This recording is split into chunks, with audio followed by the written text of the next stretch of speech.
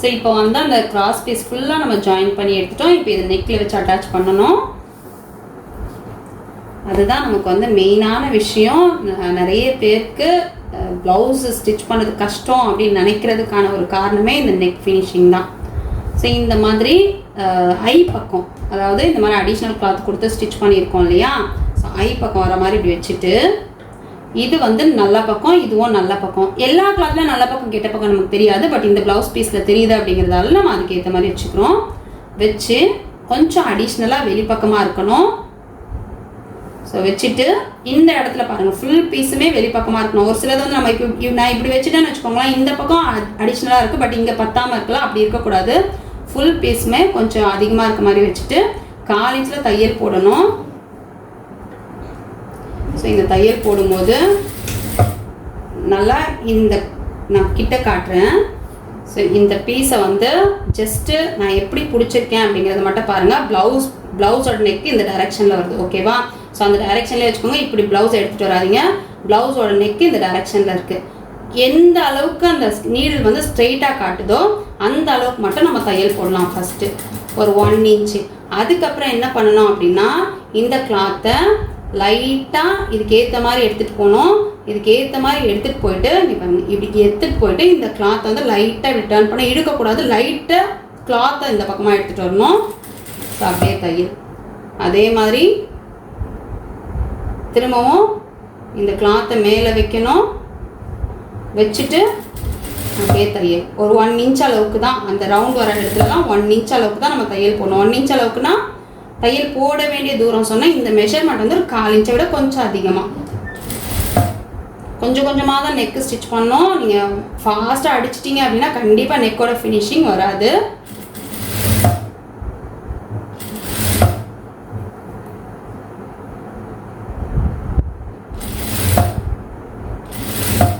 ஓரளவுக்கு நல்லா லூஸ் கொடுத்து ஸ்டிச் பண்ணுங்கள்.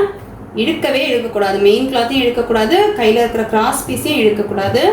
ஜஸ்ட்டு கீழே இருக்கிற நெக்குக்கு ஏற்ற மாதிரி இந்த கிராஸ் பீஸை வளைச்சி வைக்கணும், அவ்வளோதான். அதுவும் அந்த பெண்ட் அந்த வளைவுக்கிட்டலாம் கொஞ்சம் நல்லா லூஸ் கொடுத்துட்டிங்க அப்படின்னா டர்ன் பண்ணும்போது நமக்கு சுத்தமாக சுருக்கம் இல்லாமல் இருக்கும். இல்லைனா லைட்டாக சுருக்கம் வந்துடும்.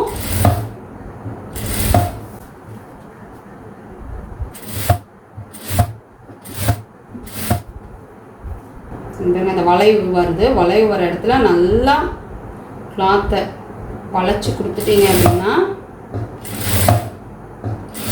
டர்ன் பண்ணும்போது நமக்கு அழகாக இருக்கும்.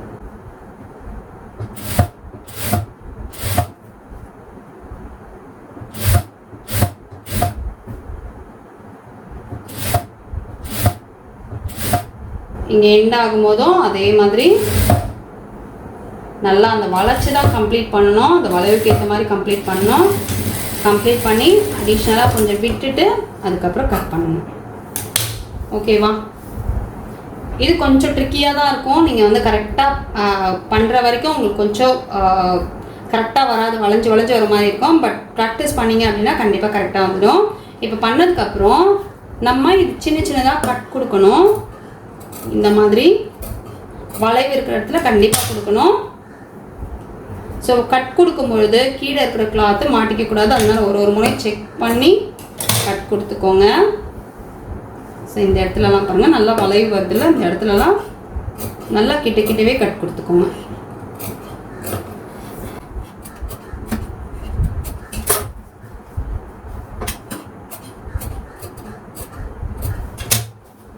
ஓகே, இப்போது இந்த பீஸ் வந்து ஓரளவுக்கு அதிகமாக இருக்க மாதிரி வச்சுட்டு பேலன்ஸ் நம்ம கட் பண்ணிடலாம். அதாவது 1/4 இன்ச்சோட கொஞ்சம் அதிகமாக இருக்க மாதிரி வச்சுட்டு கட் பண்ணிவிட்டு மேல் பக்கமே தான் இந்த கிளாத்து, அதாவது இந்த தையல் இருக்குல்ல, இது வந்து மேலே பார்த்த மாதிரி இருக்கணும். இந்த கிளாத்தை மட்டும் இப்படி எடுத்துக்கோங்க.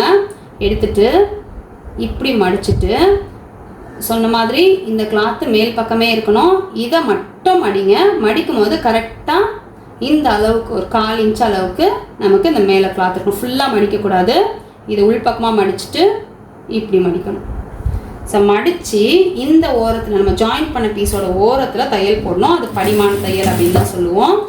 ஃபஸ்ட்டு ஸ்டார்ட் பண்ணியாச்சு. ஃபஸ்ட்டு ஸ்டார்ட் பண்ணிவிடுங்க. அதுக்கப்புறம் கொஞ்சம் கொஞ்சமாக இங்கே பார்த்தீங்கன்னா இந்த கிளாத்தை இப்படி மேல் பக்கமாக வச்சுட்டு அந்த கிளாத் எவ்வளோ இருக்கோ அந்த அளவுக்கு இந்த கிளாத்தை ஃபோல்ட் பண்ணி ஸ்டிச் பண்ணணும். ஸோ ஒரு தையல் போடும்போதும் கரெக்டாக இதை உள்ளே வச்சுட்டு இதை ஃபோல்ட் பண்ணி ஸ்டிச் பண்ணணும்.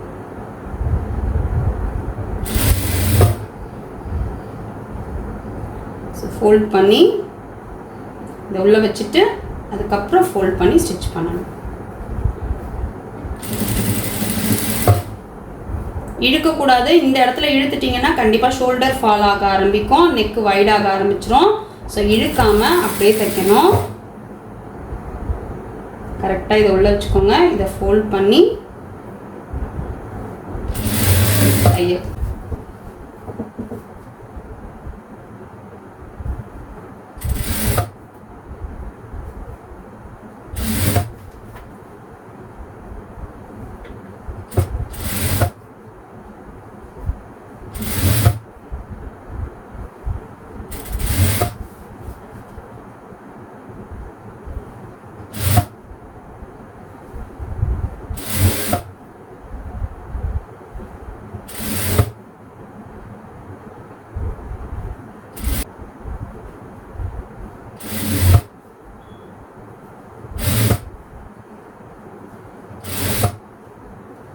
இங்கே முடியும் போது 1/4 இன்ச்சோட கொஞ்சம் அதிகமாக விட்டுட்டு, சரி இங்கே வந்து இன்னும் ஒரு 5 இன்ச்சுக்கு நம்ம தையல் போடணும். அதுக்கு முன்னாலேயே இதை நம்ம அரேஞ்ச் பண்ணிக்கணும்.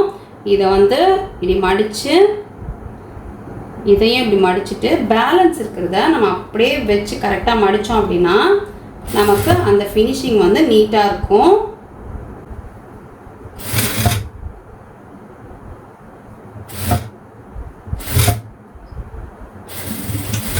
போட்டாச்சு. கண்டிப்பாக இது வந்து கொஞ்சம் கஷ்டமாக தான் இருக்கும். இது கஷ்டமாக இருக்கே அப்படின்னு சொல்லிட்டு ஸ்டாப் பண்ணிடாதீங்க. ட்ரை பண்ண கண்டிப்பாக வந்துடும். பட் இதை வந்து ஸ்டிச் பண்ணுறது, இந்த கிளாத்தை இது மேலே விட்டுட்டு ஸ்டிச் பண்ணுறது அப்படிங்கிறது கரெக்டான ஐடியா வராது. உங்களுக்கு புரியல அப்படின்னா சொல்லுங்கள், நான் தனியாகவே ஒரு குட்டி வீடியோ எடுத்து நெக்குக்கு நம்ம எப்படி கம்ப்ளீட் பண்ணலாம் அப்படிங்கிறத அனுப்புகிறேன். ஓகேவா? ஸோ இப்போ பண்ணதுக்கப்புறம் இங்கே பார்த்தீங்கன்னா இந்த கிளாத் இருக்குல்ல, இது கொஞ்சம் எக்ஸ்ட்ராவாக இருக்கும். நம்ம மடிக்கும் போது இந்த பிசுறு தெரியும். அப்படிங்கிறதால இதை கட் பண்ணும்போது கீழே இருக்கிற கிளாத் எதுவும் கட் ஆகாத மாதிரி நீங்கள் சிசர் யூஸ் பண்ணாதீங்க. ட்ரிம்மர்னு ஒன்று இருக்கும்ல, அதை வாங்கி யூஸ் பண்ணிக்கோங்க. அப்படின்னா குட்டி பிளாஸ்டிக் சிசர் யூஸ் பண்ணிக்கோங்க. இல்லைனா இது கண்டிப்பாக நம்ம வந்து மெயின் கிளாத்தை கட் பண்ணுற மாதிரி ஆகிடும். இப்படியே வந்து அந்த கொஞ்சம் இருக்கிற அந்த கிளாத்தை நம்ம கட் பண்ணி எடுத்துடலாம். ரொம்ப ஒட்டை கட் பண்ணக்கூடாது, பிரிஞ்சு வந்துடும். லைட்டாக ரொம்ப அதிகமாக இருந்தால் மட்டும் கட் பண்ணிக்கோங்க, கம்மியாக இருந்தால் கட் பண்ண வேண்டிய அவசியம் இல்லை.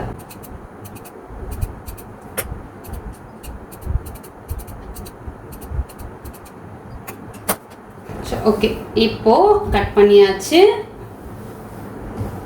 பாருங்க, நல்ல பக்கம் கீழே இருக்க மாதிரி இருக்கு.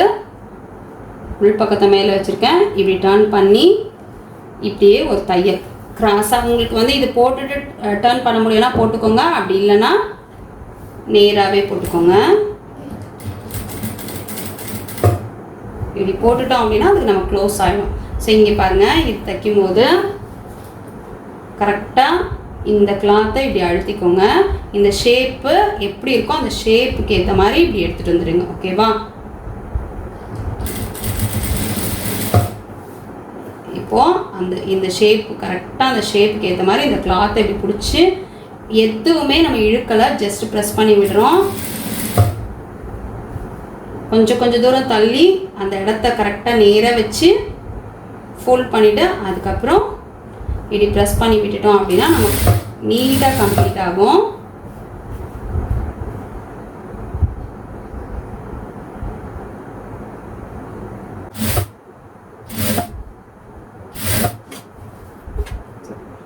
கரெக்டாக வச்சு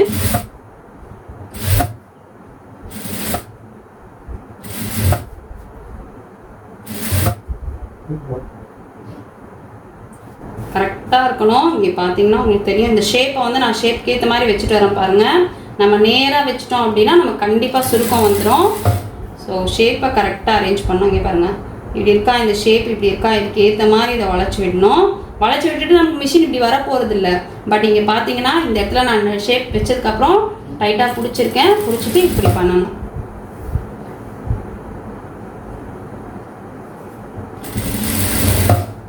இந்த இடத்துலலாம் நமக்கு ஸ்ட்ரைட்டாக வரும். அந்த வளைவு வர இடத்துல கண்டிப்பாக பர்ஃபெக்டாக ஃபினிஷ் பண்ணணும். அந்த ஸ்ட்ரைட் வர வரைக்கும் நமக்கு பிரச்சனை இல்லை, நீட்டாக தான் வந்துடும். அந்த வளைவு வர இடத்துல தான் சுருக்கம் வரும்.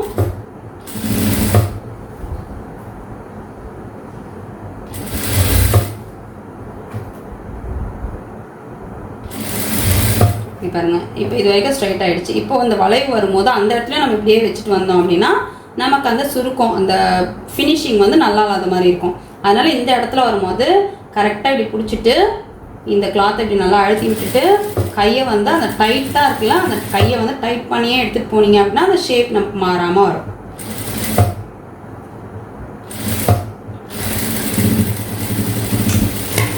கம்ப்ளீட் பண்ணியாச்சு.